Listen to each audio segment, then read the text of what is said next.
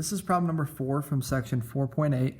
It says solve the equation, and they give you root 12x plus 1 equals x plus 3. Now in these problems, we need to watch out for extra answers. So I'm going to say watch out for extra answers.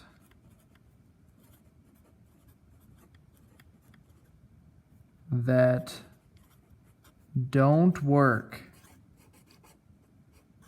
So, a lot of times when you solve a radical, you're going to end up squaring both sides. Anytime you end up squaring both sides, then you end up with a quadratic, typically on the other side. And when you end up with a quadratic, you're going to end up with plus and minus some number. So you actually add in some extra solutions sometimes. It doesn't always mean that that's the case, but we have to really watch ourselves. So the first thing I'm going to do is I'm going to square this side, and I'm going to square the x plus 3 as well. When I square the square root, I just get 12x plus 1 equals, on this side, I've got x plus 3 times x plus 3. I can distribute that, and you'll see we're ended up with a quadratic. So x times x is x squared. X times 3 is 3x. 3 times x, 3x. 3 times 3, 9. So I have 12x plus 1 equals x squared plus 6x plus 9. Now I want to solve this quadratic by setting it equal to 0, so I'm going to subtract the 12x over. I'm also going to subtract the 1. I'm just going to do it in the same step. That's 0 equals x squared minus 6x plus 8. So now we can see if we can solve this.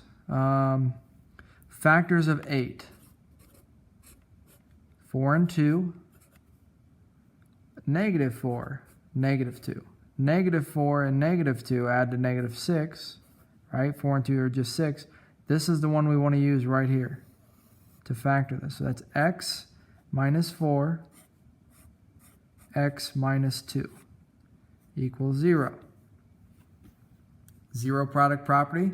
I can say x minus 4 equals 0, or x minus 2 equals 0. So x equal 4 or x equal 2. So I think these are both solutions. I need to check this answer. This is where this comes into watch out for answers that don't work, because we will run into some, I think.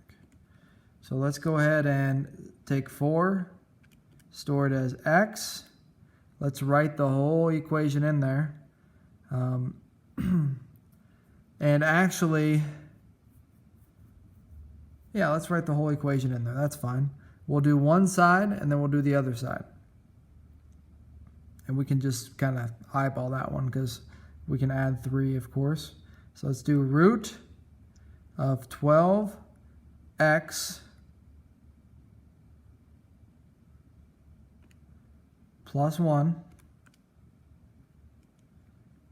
That gives you 7.